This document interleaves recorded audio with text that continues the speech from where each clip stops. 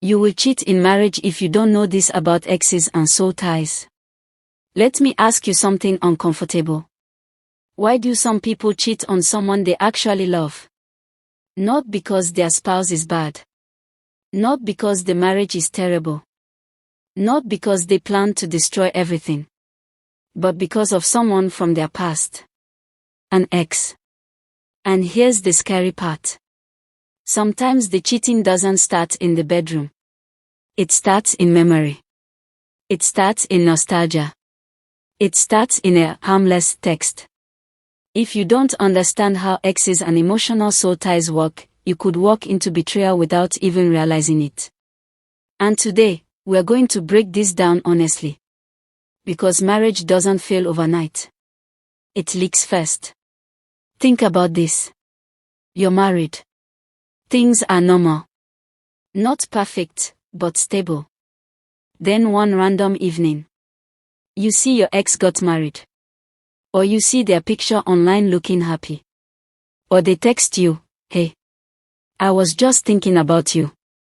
Suddenly, your mind starts replaying memories. The way they laughed. The passion. The intensity. What could have been. And you start comparing. That comparison is where danger begins. Not because your spouse is lacking, but because your memory is lying to you. Let's talk about it. 1. What is a soul tie? People use the word soul tie loosely. But here's what it really means in practical terms. A soul tie is an emotional imprint. It happens when you bonded deeply. You shared vulnerability. You experienced intense intimacy. You went through trauma together. Or the relationship ended without closure. Your brain doesn't just forget that. Neurologically, strong emotional experiences wire connections in your brain. You don't just move on. You carry emotional residue. So when your ex reappears, it's not just a person showing up. It's a part of your unfinished emotional story resurfacing. And if that part isn't healed, it will compete with your marriage. 2. Why people cheat because of exes. Let's get real. Most affairs don't start with lust. They start with familiarity. An ex knows your weaknesses, your insecurities, your old dreams, the version of you before responsibility. And that feels powerful. Especially in marriage, where life becomes routine. Bills, work, children, responsibilities. Then your ex shows up and reminds you of who you used to be. That nostalgia feels like chemistry. But it's not love. It's emotional memory. And if you don't recognize that difference, you will misinterpret it. You'll think, maybe I married the wrong person. Maybe my ex was my real soulmate. Maybe I settled. But what you're really feeling is unresolved attachment. 3. The dangerous lies your mind tells you. Here are 3 lies that destroy marriages. Lie 1. It's just a conversation. Emotional affairs start with innocent check-ins. Lie 2. My spouse doesn't understand me like they did. Of course not. Your ex met you in a different life stage. Lie 3. We deserve closure. Closure is not found in reopening wounds. It's found in acceptance. Every time you revisit your ex emotionally, you are weakening your present commitment. Not because you're evil, but because attention creates attachment. 4. If you don't heal, you will repeat. Here's the hard truth.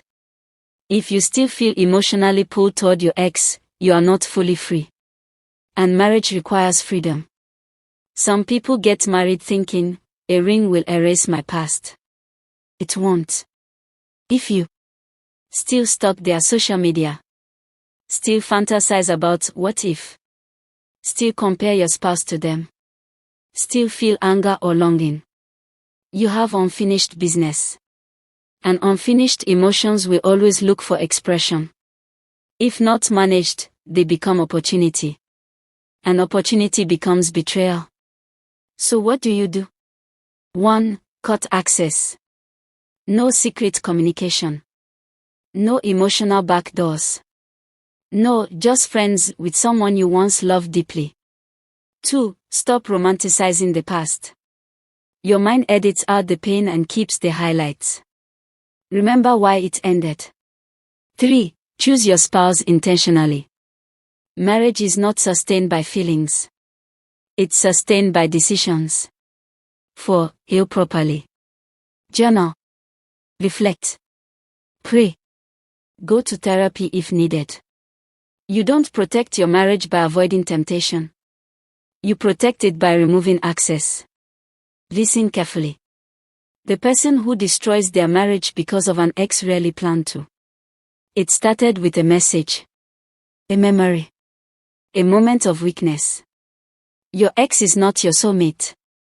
If they were, you would still be together. Soul ties are real in the sense that emotional bonds are powerful. But bonds can be broken. Attachments can be healed. And love can be chosen daily. Don't let nostalgia sabotage your future.